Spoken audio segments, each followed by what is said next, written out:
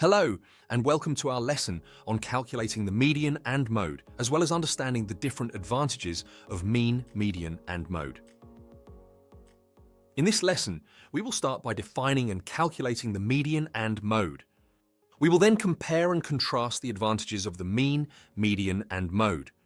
And finally, we will apply these concepts to various examples and real-world scenarios to reinforce our understanding. Today, we're going to build on our knowledge of data analysis to develop new techniques that are essential for interpreting and summarizing data sets. So far, we have covered a broad range of foundational topics, including data terminology such as population, sample, discrete continuous data, and primary-secondary data. We have also looked at grouping and organizing data such as using frequency tables. We have learned how to represent data visually through tools like time series graphs, pictograms, bar charts, histograms, pie charts, scatter graphs, and cumulative frequency graphs. And finally, we have learned about the mean and recognized its importance in summarizing data. With this solid foundation, we can now delve into median and mode calculations. These techniques are crucial for summarizing different aspects of datasets, especially when dealing with distributions that are not well represented by the mean alone. For instance, if we have a dataset with outliers, the mean might not be the best measure of central tendency. In such cases, knowing how to calculate and interpret the median and mode can give us a more accurate picture. All right, let's dive into the main part of our lesson, where we'll learn how to calculate the median and mode. The median is the middle value in a dataset, which helps us understand the central point of the data distribution. Let's look at how to calculate it. First, list all the data points in ascending order, from lowest to highest. Now, we need to find the center. If your dataset has an odd number of values, the median is the middle number. For example, in the dataset 2, 4, 7, 9, 12, the median is 7. However, if your dataset has an even number of values, find the two middle numbers and take their mean, the average.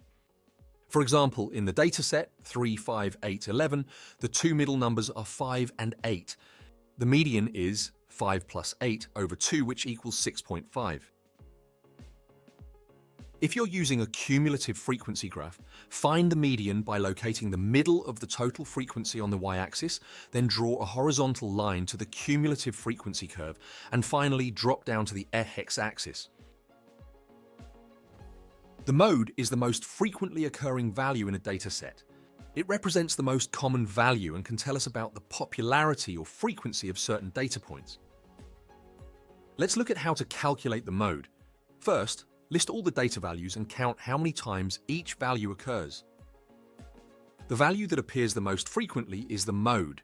For example, in the dataset 4, 4, 5, 7, 8, 8, 8, 9, the mode is 8, because it appears 3 times, which is more than any other number. If two values tie for the highest frequency, the dataset is bimodal. For instance, if we have 3, 3, 6, 7, 7, 8, both 3 and 7 are modes. If no number repeats, the dataset is said to have no mode. When dealing with grouped data, where data points are organized into intervals, the calculation methods slightly adjust. 1. Find the midpoints. For each class interval, find the midpoint. 2. Calculate the mean. Use these midpoints to calculate the mean. 3. Determine the median. By using cumulative frequencies, identify the median midpoint. 4. Identify the mode. Determine which class interval has the highest frequency to find the mode. By understanding these concepts, you can handle various datasets more effectively, whether you're dealing with simple lists of numbers or more complex grouped data. Now let's look at the advantages and disadvantages of each measure of central tendency. First, the mean. Pro. It uses all data points to calculate the average, providing a good overall picture. Con. It can be skewed by extremely high or low values, outliers, which may not represent the dataset accurately. Second, the median. Pro. It's not affected by outliers or skewed data and provides a better central point for skewed distributions. Con. If there's an even number of values, the median is the mean of the two middle numbers, which may not be an actual data point, potentially reducing its representativeness. It also does not take into account all data points. And finally, the mode. Pro, it can be used with any type of data, including non-numeric data like categorical data. It shows the most common value clearly. Con, a dataset can have no mode or multiple modes, making it less reliable in some cases. Let's start with a basic example to illustrate how to calculate the median and mode. Consider the following dataset representing the ages of students in a class. First, let's find the mode. The mode is the value that appears most frequently in a dataset.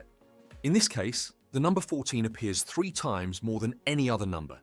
Therefore, the mode of this dataset is 14. Now let's calculate the median. The median is the middle value when the data points are arranged in ascending order. First, arrange the dataset in ascending order. Since there are 7 values, the median is the 4th value in this ordered list. So the median is 14. Next, let's work through a slightly more complex example involving an even number of data points. Consider the dataset shown. To find the mode, we see that each number appears only once, so this dataset has no mode. For the median, first arrange the data in ascending order. Since there are 8 values, the median is the average of the 4th and 5th values. So we calculate 5 plus 6 divided by 2, which equals 5.5. Therefore, the median is 5.5. Now let's compare the advantages of the mean, median, and mode using a practical example. Imagine we have the following test scores: 56, 78, 90, 92, 93, 145. To find the mean, add all the scores and divide by the number of scores. So we take the sum of all scores and divide by 7 to get 79.14.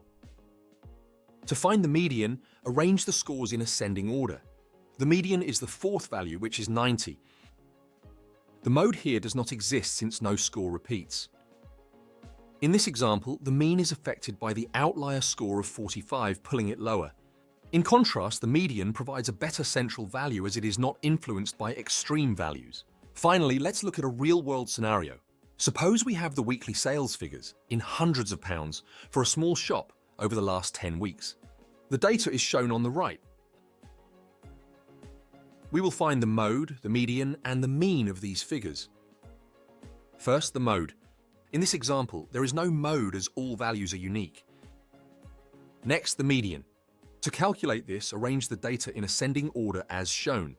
The median is the average of the 5th and 6th values, 26 plus 27, divided by 2, which equals 26.5. Finally, let's calculate the mean. To do this, add all values and divide by 10. So we get the sum divided by 10, which is 26.9. In this scenario, the mode is not applicable. The median gives us a middle point of sales, while the mean provides the average sales figure. If there are no extreme outliers, the mean and median will be similar. But in the presence of outliers, the median offers a more robust measure. By working through these examples, you should now have a clearer understanding of how to calculate the median and mode, and when each measure is most appropriate to use. In today's lesson, we focused on calculating the median and mode and explored the advantages and disadvantages of different averages. We began by defining the median as the middle value in an ordered dataset. We then defined the mode as the most frequently occurring value in a dataset, noting that a dataset can be bimodal or have no mode at all. We also discussed the advantages and disadvantages of each type of average. The mean uses all data points and provides a comprehensive average but can be skewed by outliers. The median is more robust against outliers and provides a better central point for skewed distributions, but it might not always represent an actual data point. The mode is useful for identifying the most common value and can be applied to non-numeric data, but it may not always be reliable if there are no repeating values or multiple modes. Understanding these measures helps us effectively summarize and interpret various datasets, enhancing our data analysis skills.